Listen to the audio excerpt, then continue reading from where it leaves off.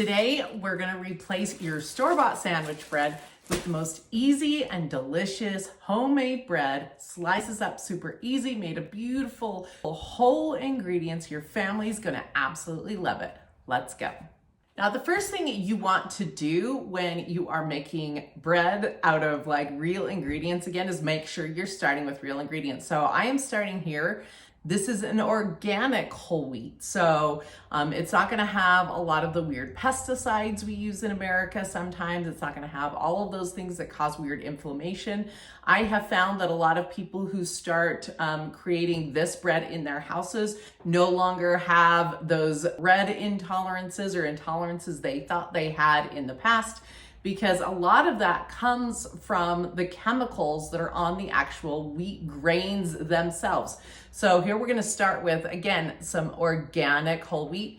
And what we're gonna do is put it in through a wheat grinder. This is the wheat grinder I have. There's a whole bunch of different kinds. I actually lost the lid, so I'm using a plate here. And it is super easy. You just put the grains in on top, and then it feeds it through and it collects the flour down in this container here. So you'll see the flour just magically go down here. The recipe I'm making today is gonna take 8 cups of flour, maybe 6 cups of wheat actually turns into about 8 cups of flour because it kind of fluffs up as it comes out.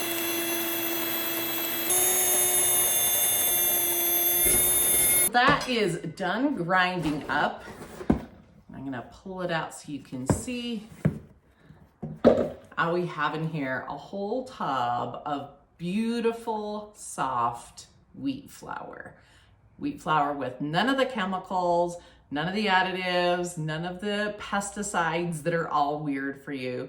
Beautiful, clean wheat flour. If you don't have a wheat grinder and you're looking to do a more plant-based diet, you're looking to have more breads in your life that are actually going to serve your body and be able to like not have those inflammation responses. If that's what you're looking to do, this is one of those things that I highly recommend you do. I don't have a sponsorship deal with them, with Nutrimil, but it is one of those appliances. It's like a high-speed blender where it's one of those things that I think if you're going to start having a plant-based diet, you might want to look into having your own grain mill at your house. So anything that's like a whole grain, you can grind through here really pretty easily and end up with like this soft, beautiful flour that now we're gonna make into the best bread of your life. So now what we're gonna do is we're gonna take that beautiful flour we just ground up and we're gonna get it into our stand mixer here.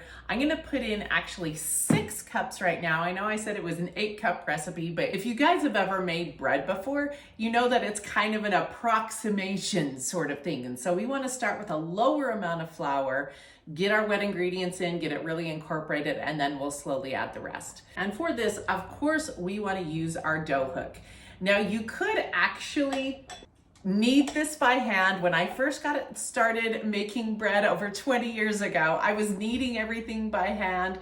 I didn't have a fancy wheat grinder or anything, but you gotta start where you can start. If you can buy a pre-ground organic whole wheat flour and that's where you can start, then start there.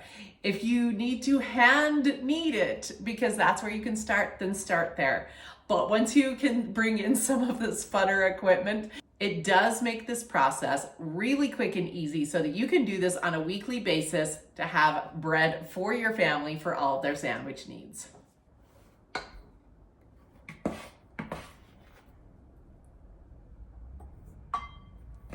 Now to that flour, I am going to add a tablespoon of yeast. I know some people go ahead and let their yeast go in the warm water and bubble it all up before, but I'm actually gonna put mine right directly into the flour. I keep my yeast in a lidded container, actually in the freezer. It's gonna keep much, much, much longer and have that growability for a longer length of time. Now, I'm just going to mix those 2 ingredients together and then we're gonna start adding in some of our other ingredients. Next, we're gonna add 3 cups warm water. Now, you wanna make sure it's warm and not hot. Hot water is going to kill that yeast, and cold water is gonna make it really hard for it to grow. So you can test it on your wrist here, and it should feel a little bit warmer than body temperature, but not hot.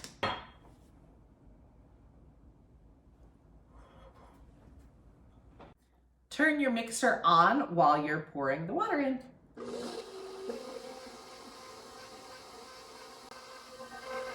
Now we're going to continue adding our liquid ingredients. So the next liquid ingredient we're going to add is olive oil. We're going to add 3 tablespoons of a good quality olive oil.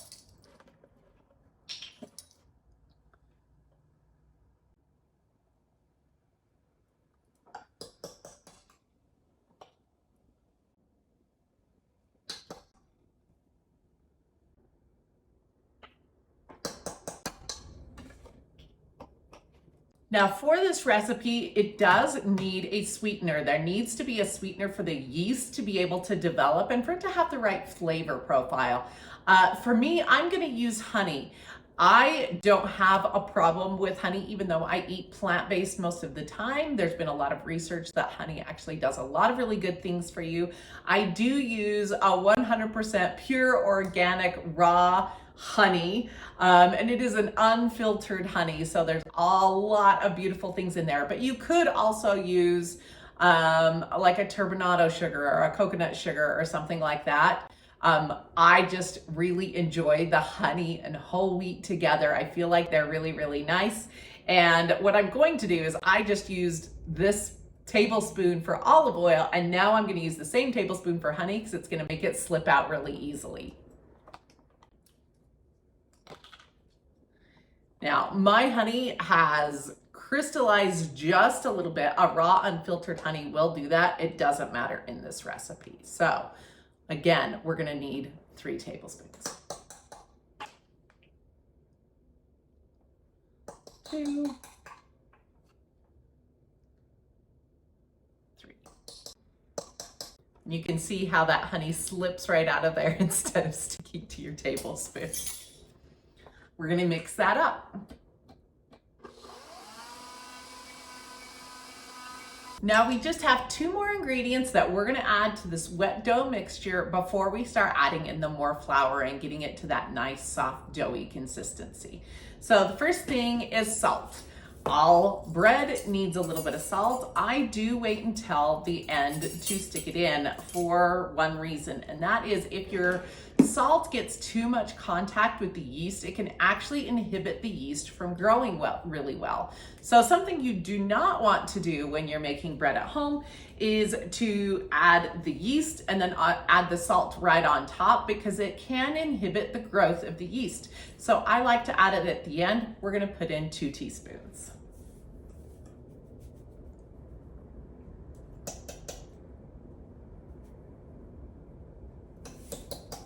And our last ingredient is probably going to be a surprise to many of you.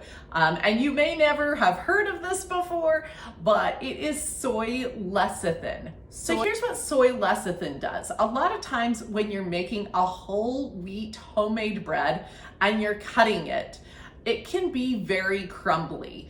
It doesn't do sandwiches well, and this is a sandwich bread. It's not meant to just be your regular bread that you just break off a piece and have with, soup or something like that. This is a different style of bread. It needs to have a little bit more structure to it. This creates more elasticity within the breadcrumb. It creates stronger bonds between those systems so that when you cut it, it's not as crumbly. It has that little bit of stretch factor that makes holding up to a sandwich really, really nice. We are gonna put in 3 tablespoons of soy lecithin.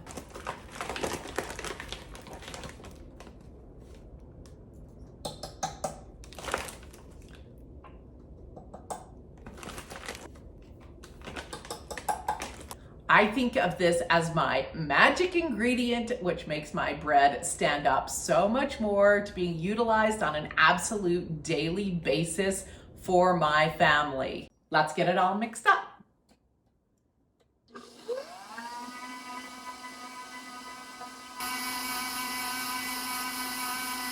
See, now we have a really nice wet dough, and so it's time to start adding in the rest of the flour, slowly incorporating it until we get a soft, nice, really good dough that does that window pane thing we're looking for. So we're gonna start adding in the extra flour.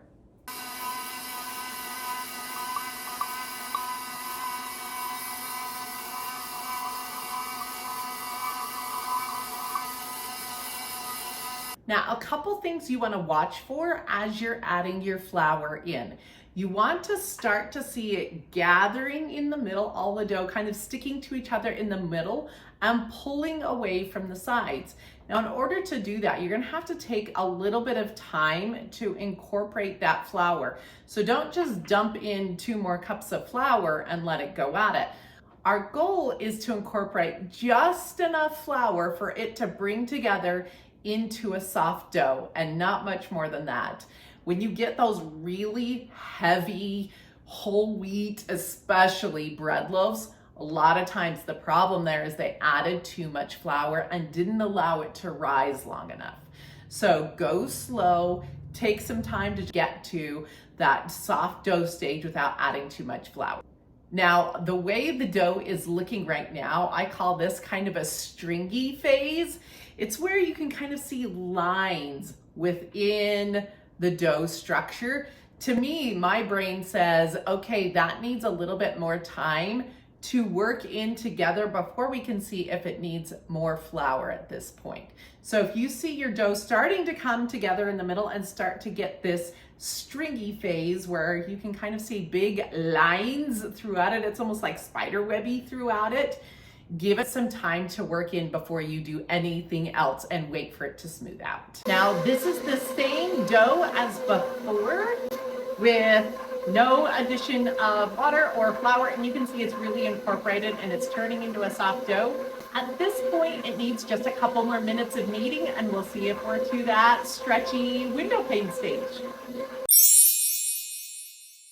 So we've been kneading for a while now, and I'm just gonna check the dough and see if we are window paning quite yet. So let me grab a piece, and I will tell you, this is a sticky dough. You may wish to do yours a little bit less sticky than mine, but I like to kind of veer on the side of a wetter dough because it does tend to have a lighter texture at the end. And so, okay, let's get this together. I like to ball it up first because it is a little wet.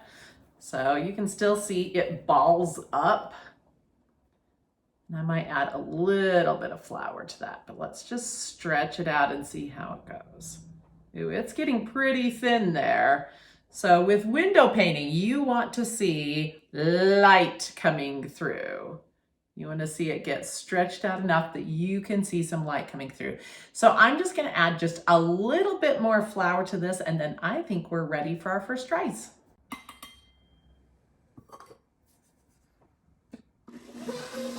So our dough is now beautifully smooth and elastic, and I'm just going to show you how to prepare it for our first rise. We're going to rise it twice. We're going to do it once in the bowl and then we're going to punch it down, and then we're going to do once in the pan. I like to just throw a little bit of olive oil on my hands and then shape this into a nice ball, and that little bit of olive oil on top of the dough helps it to rise nicely, not to dry out, and to be able to expand the way it needs to. So then it looks just like that. And then what I'm gonna do is I'm gonna take a nice clean tea towel. I'm just gonna wet it with some nice warm water, wring it out really, really well, and I'm gonna use that to cover it. That's my easiest, best way. I know everyone has something like this at home. You don't need anything fancy. I don't like using plastic wrap around it. I like using a wet tea towel. It's all wrung out really, really nicely. We're just gonna put it over like that, and then we're gonna let it sit until it is double in size, and you can put your finger in it and it doesn't swallow it back in. It should leave the indent. I'll show you what it should look like. That's probably gonna take at least a couple of hours. It's winter here, so it takes a little bit longer to rise. Your temperature and the humidity of your house and all of those different things, even the elevation you're at makes a little bit of a difference in your rise and bake times. So just keep track of it. I'm here in Utah. We're a little high and dry and cold right now, so it might take a minute for it to rise up, but we're gonna check on it. So we've let the dough rise for a couple hours here. You can see how much bigger we are. You can see that indent there. That was me testing it. So if you want to stick your finger in there and it stays like that, then we've got a pretty good rise here. So what we're going to do is we're going to punch this down and transfer it into loaf pans. Now for sandwich bread, I really like these much longer length pans. It's going to give you a bread that's more like your regular sandwich bread you find at the store. Your regular loaf pans are gonna be shorter than this. They're gonna be like that, and it creates a taller loaf. It's harder to make sandwiches out of. We like our bread to be a certain size. These longer, more shallow loaf pans allow you to do that. So we're gonna punch this dough down and get them in here. In order to do that, we're gonna spray these down.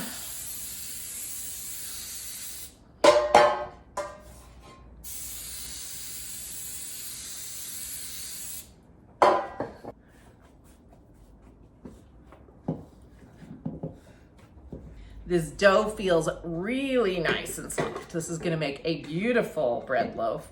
I'm just dividing it up by sight in my hands so that we can fit it into 2 loaves. Obviously, this is a recipe that makes 2 loaves. If you are a smaller family or you don't think you're gonna go through that much bread, you can half this recipe. I am just pinching this behind so that the top is nice and smooth and a little bit long. And it's gonna go in your bread pan like that. Spray the top of those loaves and cover them again. And we're gonna do our second rise here. That usually goes a little bit quicker than the first rise, but again, we're looking for double in height.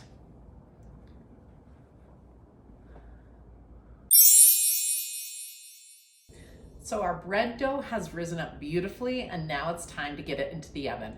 You're gonna stick it in a 375-degree oven for about 30 to 35 minutes. You're gonna be watching for it to sound kind of hollow. So you want it to be nice and golden on top and to have a little bit of a hollow sound. So when you tip it out and you bang on the bottom, you don't want it to feel heavy and feel like it's dense. You want it to sound hollow. So let's get these in the oven.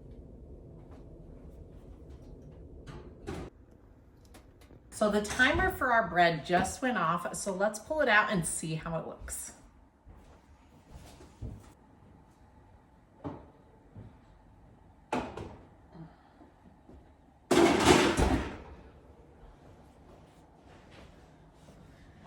Look how amazing that looks. We're gonna pull it out, and I'm just gonna actually dump it out onto our cutting board for a minute and tap the bottom and see if we are all the way done.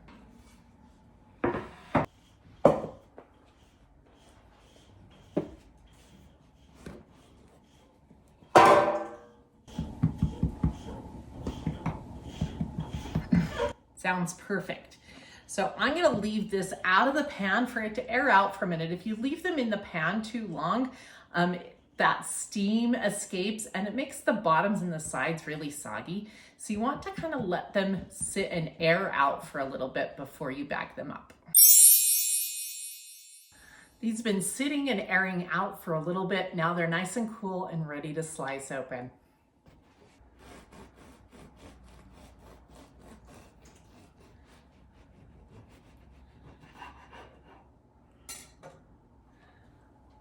And look and see how amazing and fluffy and light that is inside. They're the perfect size for a sandwich. I'm gonna throw a little bit of vegan butter and some creamed honey on, and let's give it a bite.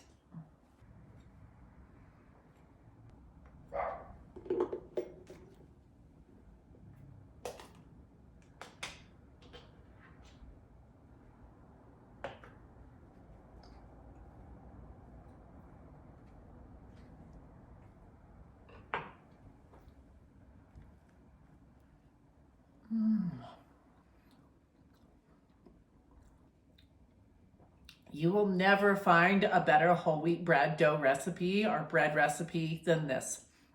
The flavor on that is out of this world. The outside is nice and just that little bit of crispy you want with the outside crumb. The inside is tender and malleable and just so delicious. You can taste that little bit of honey, even though I put a little extra on. In your regular bread, you will find just that little hint of sweetness. It's just absolute perfection.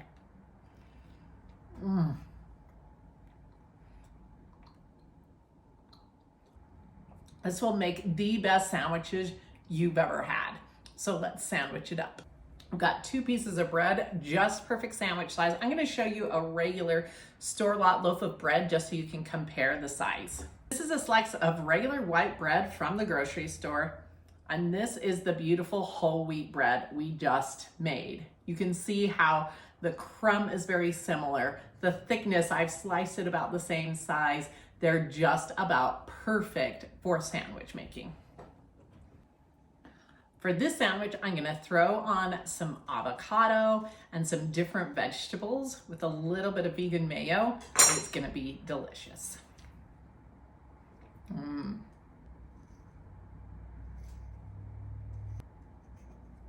This is some of the mayo I made earlier this week. You can check that out in another video.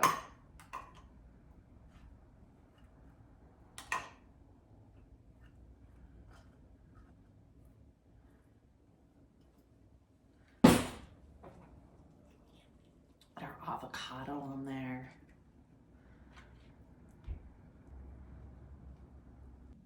I like to throw a couple of grinds of a nice Himalayan salt on my avocado to keep it fresh and brighten the flavor up. And we're gonna do some nice vine ripened tomato.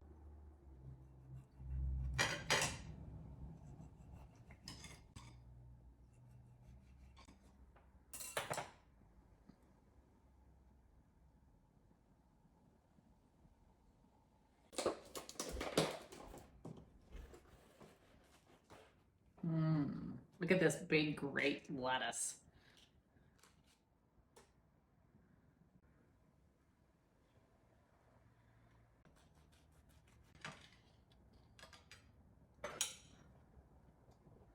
And check that out. Perfect for sandwiches. Thank you for joining me today and learning how to make this absolutely amazing bread that will replace all of your store-bought sandwich bread forever, made of super healthy ingredients. If you are looking to find more back to basics stuff for your plant-based kitchen, we are going to be doing a whole series of these back to basics recipes. So subscribe for more. Like this video if you're going to go out and make some of this bread in your family, and definitely make sure and hit the subscribe button for more of these kitchen basics.